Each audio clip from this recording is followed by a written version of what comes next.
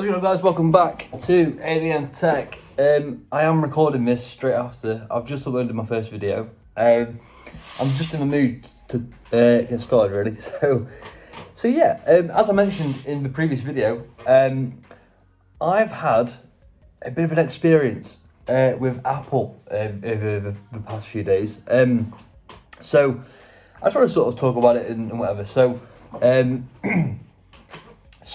I had an iPhone 10 that was sort of passed to me, and I used that for a little bit. I used that for like a year and a bit, and obviously WWDC came around and the beta for iOS 14 came out, and so I've said to a lot of people who aren't interested in tech, I had this idea that Apple would add widgets and make iOS a little bit more modern. And I basically, a few months ago, I sat and predicted what Apple would actually do on iOS 14. And I watched a lot of videos like Taylor's of Tech.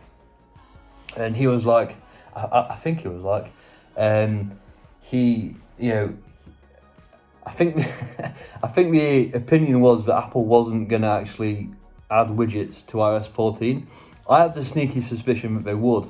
And they looked pretty much exactly what I expected them to look like, and yeah. So I used iOS 14, and it was a bloody brilliant experience. I loved it.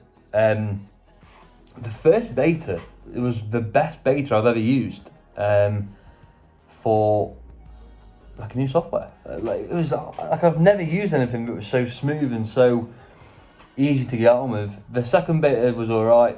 And I think I was still on beta 2 or beta 3 now, I can't remember.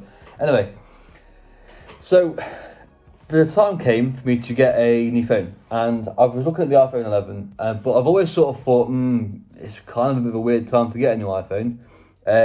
Circumstances happened, and basically I ordered an iPhone 11, 64 gig in black.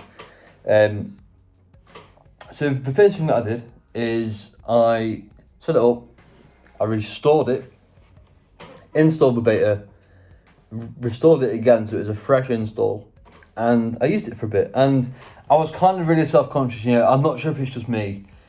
When I get something new, I'm like, oh, this is amazing, and then like the battery life wasn't great, and I was like, oh, this is an iPhone 11, like I was like, surely I'm expecting like a little bit better battery life and like 4 hours screen on time.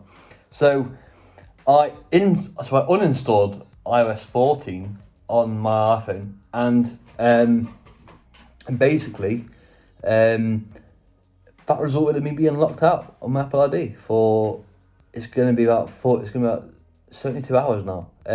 So I've had this Apple ID so way back when, I think when the iPod Touch came out, the shiny one. I had this Apple ID under a different email.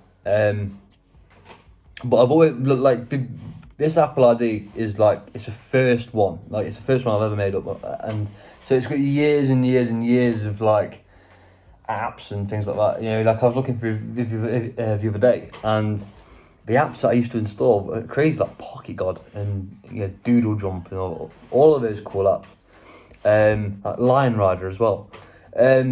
So it's obviously got a lot of things on there. Like I pay monthly for iCloud storage. It's got all my photos. It's got some really precious photos on there and stuff of like a pet that died recently. And so I've got this new phone, and I'm currently having to use it on a separate Apple ID. So it's been an absolute nightmare. So yeah, rule of the day is the reason why it's not even a rule.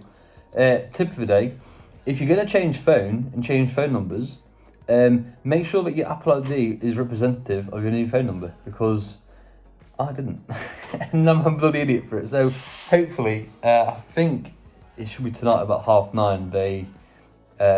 They let me back in so I can actually use all my apps again, and it's just been so frustrating. Like I've had this new phone and I haven't been able to bloody use it properly.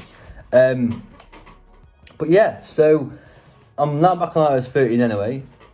Just to sort of see where the battery life's at, and I've used it and it's been insane. Like I left the house yesterday like 4 o'clock, stayed out, and I woke up this morning, it was like 50%, so, you know, fairly decent, fairly happy with that.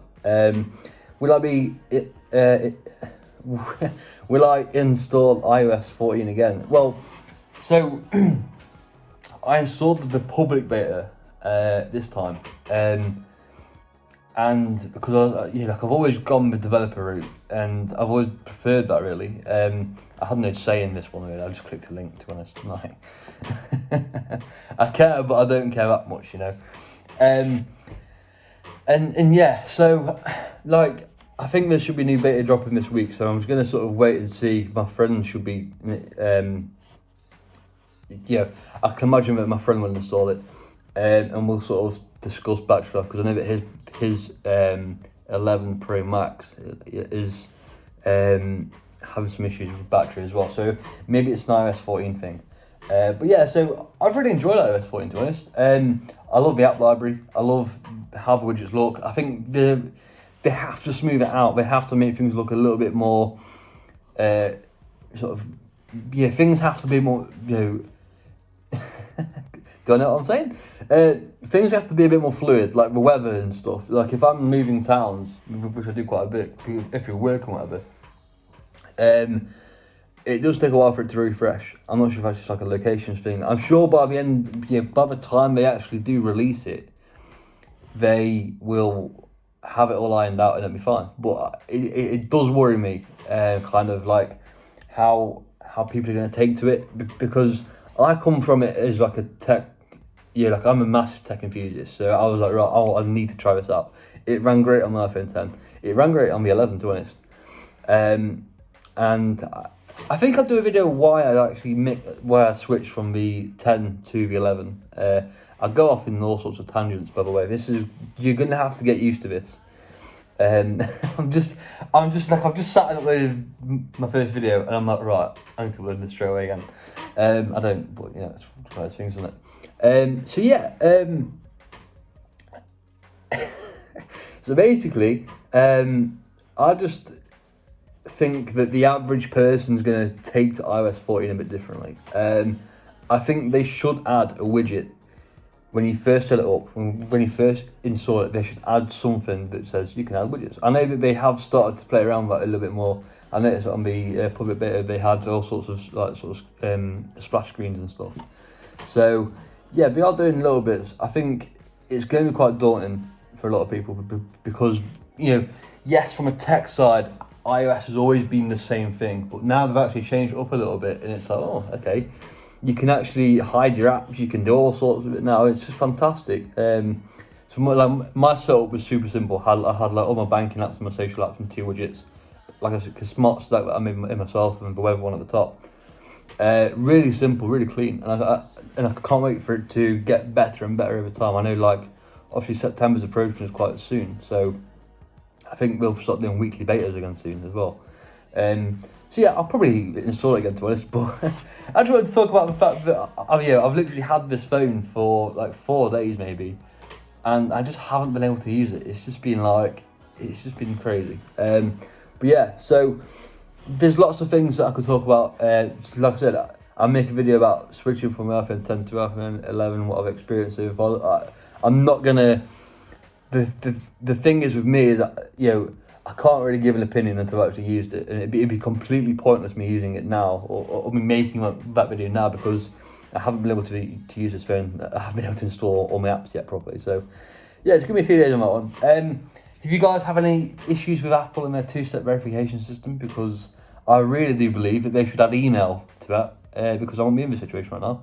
If my actual email address, was normal, it'll be fine. Well, no. So yeah, have you guys had any issues with iOS and their 2-step verification system? What are your thoughts on 2-step verification? Do you think there should be something else that they can do? We have to ask these questions. We have to ask these questions. Can they do this better? Can we do that better? I do believe that they should make email part of their verification system. I don't care if you have to send me 2 emails. Like, it's a lot easier sending 2 emails just to change a phone number than it is waiting for like 72 hours, and you have to make up like an entire Apple ID, which is just been ridiculous. So yeah, guys, thank you very much. You know, like I said, like I'm really trying to sort of make these videos as often as possible now. I think, like I do think that, you know, like I literally did just say like, oh, I'm not sure when I'll load again, but I'm just sort of in that creative mindset today, so I'll probably load again today, like, or I'll at least film a few things, you know. So yeah, it's going to be quite thick and fast, because I just enjoy doing this. You know, my approach to this is no editing and all that stuff. I'm going to stop rambling on about like my goals and stuff in this, because it's just completely pointless. You don't even care. Anyway, guys, so have you had any issues with the two-step stuff? How do you think Apple or any other company can improve verification to prove it's actually you?